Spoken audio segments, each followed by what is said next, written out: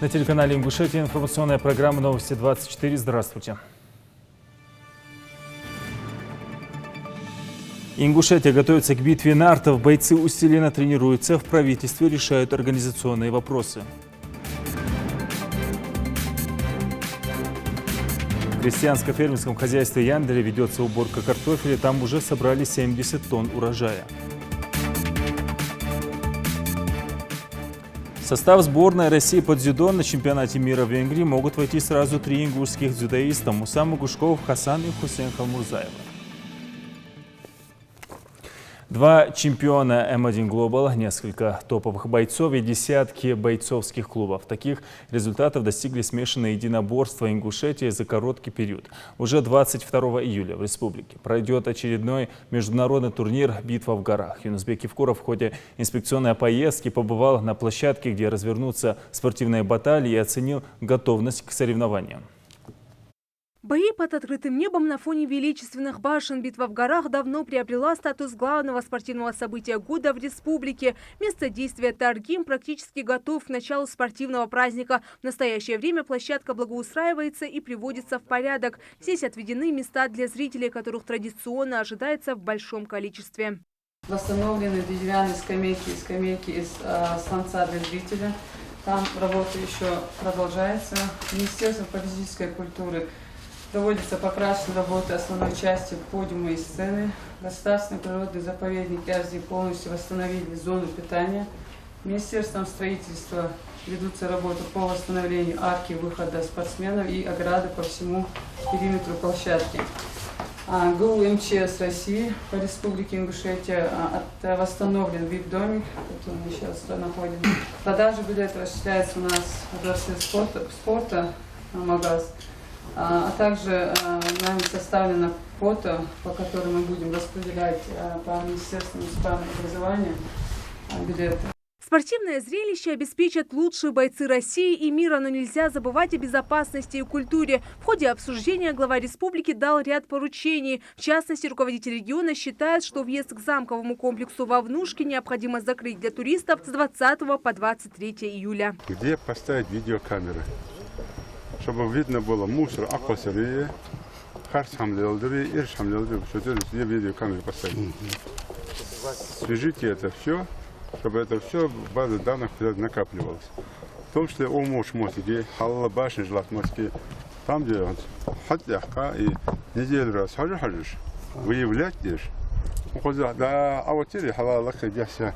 Инспекционная поездка Юнусбека Евкурова продолжилась уже на базе курорта Арымхей. 7 файтеров Ингушетии, которым предстоит выйти в рейдж, готовятся здесь к турниру. За чашкой чая руководитель региона, как инициатор популяризации в республике полюбившегося многим в последние годы микс-файта, делился с ребятами тем, как он видит дальнейшее развитие клубов по смешанным единоборствам. Что должен диктатор, кто-то чемпион, кто-то не чемпион, неважно.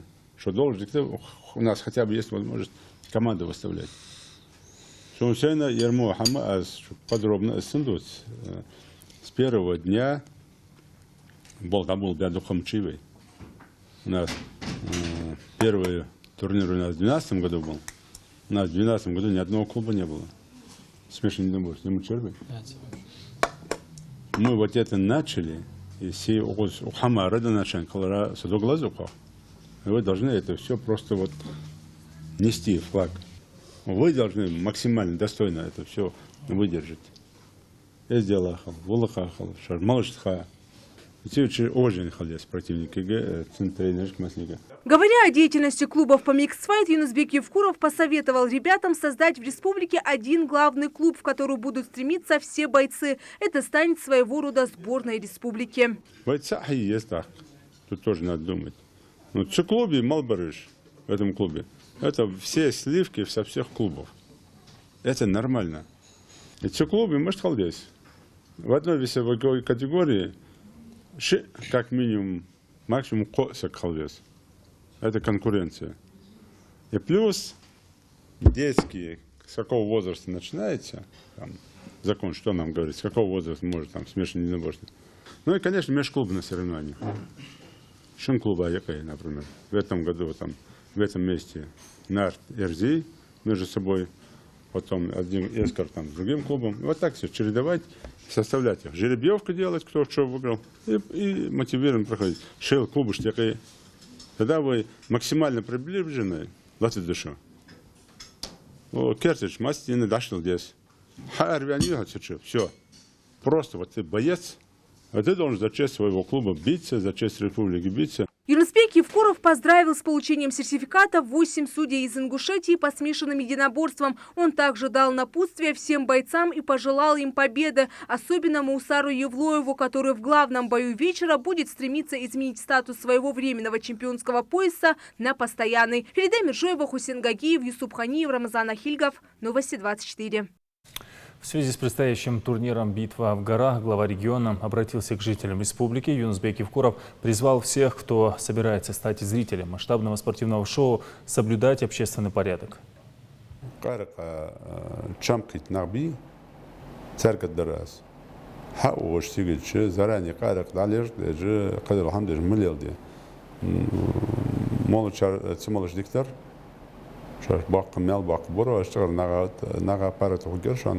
И цикара молодо ахче шете хена ше дизла ше дизл дети данна адана под духа баршу. Во-первых, конечно, газ опять шаштяки негатив вати что они жили шаштяки группа штяки компания а одина вы сделали да одина вы хаши вы сделали халдез волка халдез вы дай мол делали неклава безан السد وقت شالا در سيج حدول شان يقع حدول شان شدا شان شدا شان بيسن يد بيسي قدر ده شرط نق اسفلت بالله تحنوا على دكبه شالا ورا اش ماشين خاكرا خلبس так билетаж из доктора Шанер, билеты, что не помню там цифры, там 200 рублей, кажется, там за билет, там 400 они предлагали, на 50% дешевле доки, это же билет, что захче бесплатно, деньги где. Захче, что оно служит, билеты, хадяка, захче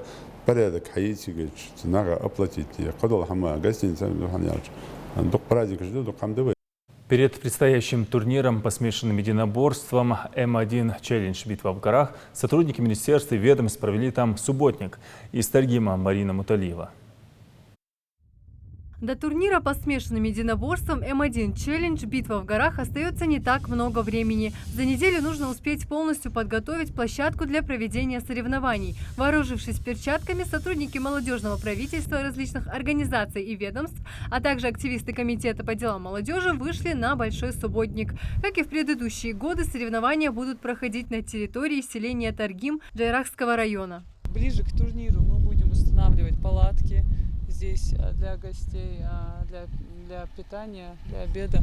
Есть еще торговые точки наверху, вы, наверное, видели, да? Это места для жителей республики, то есть для наших зрителей, чтобы и покушать смогли, воду выпить, то есть все необходимые условия для того, чтобы люди смогли приятно провести время.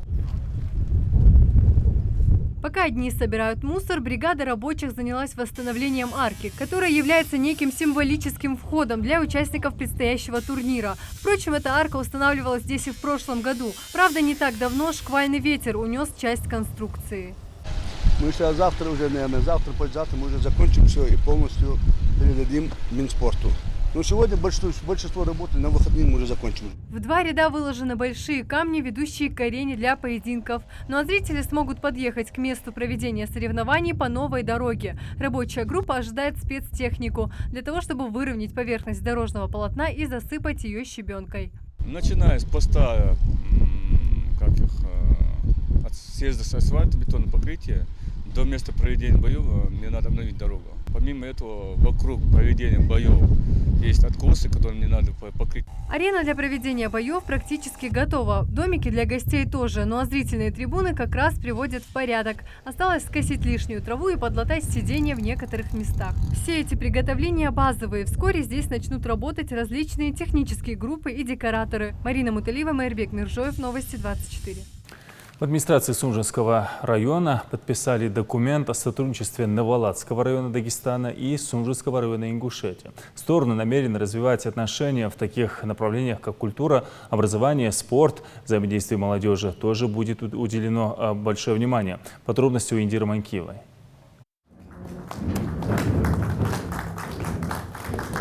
Так, с этим рукопожатием, это подпись, это официальное, но основное у нас на Кавказе рукопожатие. После этого рукопожатия, я думаю, я надеюсь, из нашего лексикона должно уйти. И мы говорим, что мы братья, мы друзья. Новолакский с населением более 30 тысяч человек и самый многонациональный район Ингушетии Сунжинский сегодня побратились. Обе стороны категорически отказываются называть мероприятие процессом подписания документа о дальнейшем дружеском взаимодействии. Для них это нечто большее.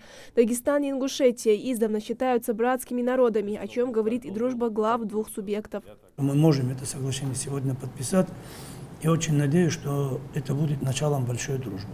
Я очень хотел бы, чтобы вот то начинание, которое мы сегодня делаем, чтобы оно было действительно продолжено. Наши деды и прадеды оставили наказ быть вместе, дружить вместе, вести куначество. Поэтому мы не должны от этого наказа отходить. И поэтому я думаю, что это далеко не первый шаг, но на нашем уровне получается. Это первая попытка тоже укрепить наши добрососедские отношения.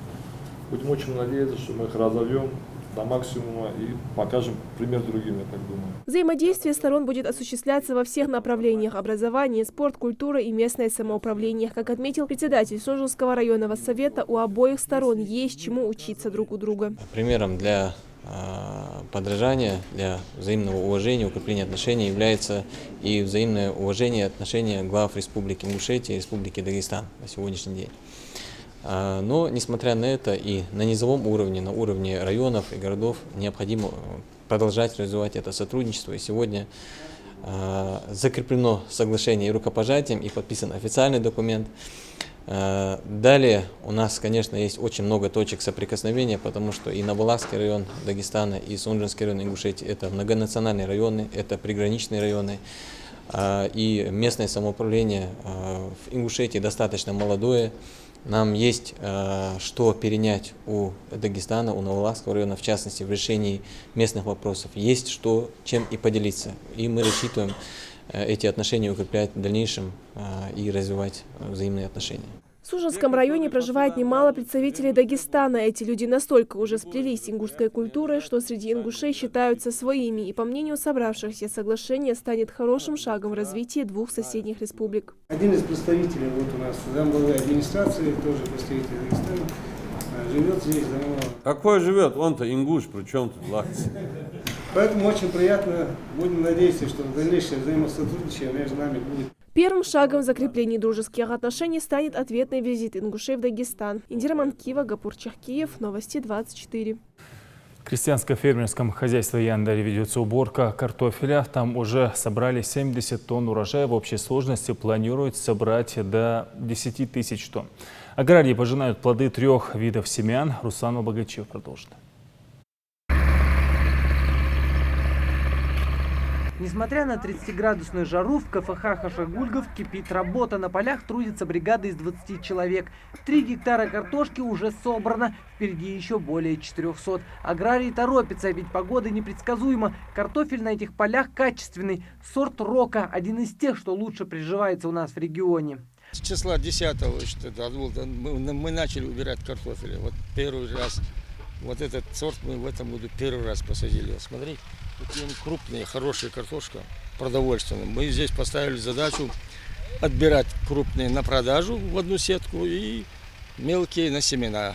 В прошлом году общий объем урожая картофеля в КФХ составил 1500 тонн. И это несмотря на ранний приход зимы. Картофель и кукурузу не успели убрать, а часть урожая пропала. Но 2017 выдался плодотворным. 20-25 тонн с гектара. Лугиан хэту жылды квартал алос. Да, дерда дежмиер, шинкера, кагера, бог бибижер. Ну ах ушер мягкий лак долнда. Наха кезики доступно хубилуш, квартал хубилуш, сунда хайвах жер. Площадь земель хозяйства составляет около 1000 гектаров, которые заняли кукуруза, огурцы, помидоры, морковь. Но, пожалуй, главная изюминка фермерства – это картофель. Чтобы собрать картофель с грядки более 400 гектаров, без техники не обойтись. Однако в крестьянско-фермерском хозяйстве Хашагульгов 2 специальные копалки. Но и эти машины не могут обойтись без человеческого внимания. Каждый день через руки этих рабочих проходит около 15 тонн второго хлеба. Бригады, собирающие картофель, выходят в поле практически каждый день. Самое главное для них – сухая погода. Своевременная посадка и хороший уход дали свои плоды. В среднем один картофель достигает 600 грамм. Уход, окучивание, рыхление было там. Потом обработка против колорадского жука. Он ежедневно, если его не уничтожать, он съедает все листья. Одни стебли только остаются голые. Поэтому 2 опрыскивателя у нас было. И молниеносно мы уничтожали все, что появлялось. Все очаги. Ну, результат, вот, посмотрите, какая крупная картошка вышла в этом году. Чистая, хорошая. Люди радуются, когда видят эту картофель. В скором времени весь картофель на этих полях будет собран, и республика будет обеспечена вторым хлебом на всю зиму. А земля сможет отдохнуть от тяжелой техники и накопить влагу к предстоящим осенним посевам. Руслан Албогачиев, Рахман Цуров, Новости 24. Ингушский борец Хусейн Мейриев стал бронзовым призером первенства СКФО по тэквондо среди юниоров и юниорок в возрасте от 15 до 17 лет. В турнире, проходившем на арене универсального спортивного комплекса «Гладиатор» в Нальчике, участвовало более 100 спортсменов из 7 субъектов Северокавказского федерального округа. Здесь же определились участники всероссийского первенства по тэквондо среди юниоров, которое пройдет в Тюмени с 5 по 21 августа. В состав сборной России по дзюдо на чемпионате мира в Венгрии могут войти сразу 3 ингушских дзюдоиста. Это Муса Магушко в весовой категории до 73 килограммов, Хасан Халмурзаев до 81 килограмма и Хусейн Халмурзаев до 90 килограммов. Пока ингушские спортсмены включены лишь в предварительный список. В этом составе команда отправится на первые сборы в Адлер, а затем в Словению, где пробудут до 10 августа. Уже после дзюдоисты приедут в Казань. Там и будет оглашен финальный состав команды на чемпионат мира, который пройдет в Будапеште с 28 августа по 3 сентября. К 25-летию Ингушетии студенты Республиканского пожарно-спасательного колледжа совершили восхождение на самую высокую горную вершину Европы – Эльбрус. Восхождение проходило под руководством председателя горного спортивного клуба «Крокус» и заместителя ингушского отделения Всероссийского студенческого корпуса спасателей Аслана Шаухалова. На высоте 5642 метра студенты водрузили ингушский флаг. Следующий выпуск новостей смотрите в 19 часов. Увидимся в эфире.